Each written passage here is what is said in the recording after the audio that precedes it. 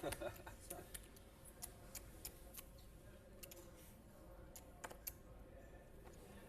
Cool. Fold. 500. Our chip leader limps in. Everybody's got spades. And raised. And our second place man, Andy, has got a real hand. Cool. Fold. 2 players. Well, it's very unlikely, but if spades did come on the flop, we would see an enormous pot. 9. Ace. Well, we might see an enormous pot. Andrew's flopped a straight draw. And Andy's flopped to his ace-king, and he's in the habit of doing that. And it could start to get expensive for him if he lets Andrew catch up. Well, it goes check, check again, and now Andrew has caught up. He's hit the straight on the river. Andy checks for the 3rd time with his top pair, and Andrew immediately has gone all in. And now Andy's faced an absolutely enormous decision with top pair, top kicker. He's played this trappily, tried to get Andrew to bet. He hasn't done it, and now Andrew's made a hand. And he knows the error of his ways.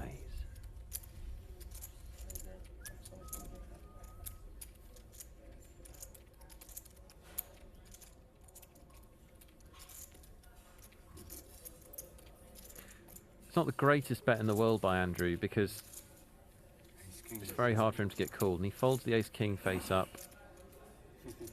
And Andrew shows the bad one. I think most of the players at the table knew the other one was a 10. Andy trapped himself there. He looked to trap his man, trapped himself. We've all done it. Why is it every time I limp in, you just find ace-king?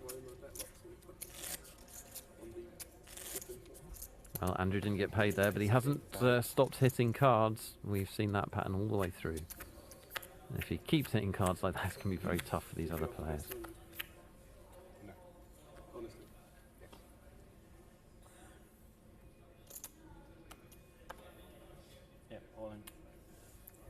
Cool. Colin, one of the shorter stacks, moves in with pocket jacks. And gives David a bit of a decision with the king-queen. Although it's going to be a lot of David's chips if he calls.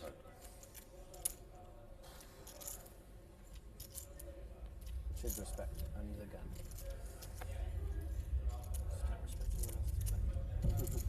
It's not a calling hand, king-queen. You've got to ask yourself, what are you ahead of? Basically, you're hoping he's got the underpair and you're in a race situation. But if he's got the 2 big cards, you could be crushed. So David does the right thing. And everybody else folds at speed. Colin survives. Obviously, he's the short stack with the pocket jacks. One option there would be to maybe limp in or make a minimum raise and hope to induce some action, because it's probably the best hand you're going to see. Obviously, the danger is that somebody catches a flop and beats you, but I don't know. You want to try and get other people's money into the middle when you get dealt a hand that big and you are very short stacked.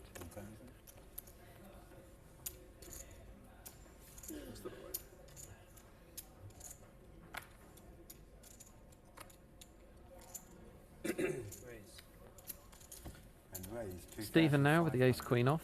By far the best hand this go round. My eyes may have deceived me there, but I think he's now adopting the one-ear iPod. He is... No, he's still on no ears. Still on no ears. Different approaches. He wins the blinds and antes with the ace-queen.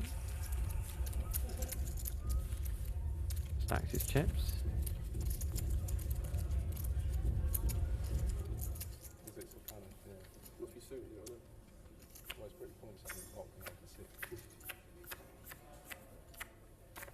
And it's reasonably noticeable how the players with chips are chatting a lot more than the players that are short stacked.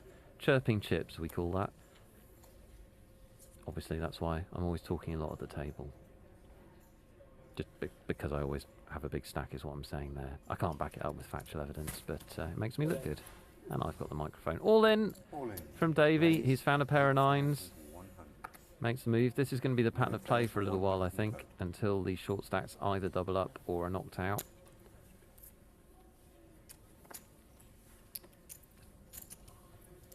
Don't know if Davey was hoping for a call. He probably should have been.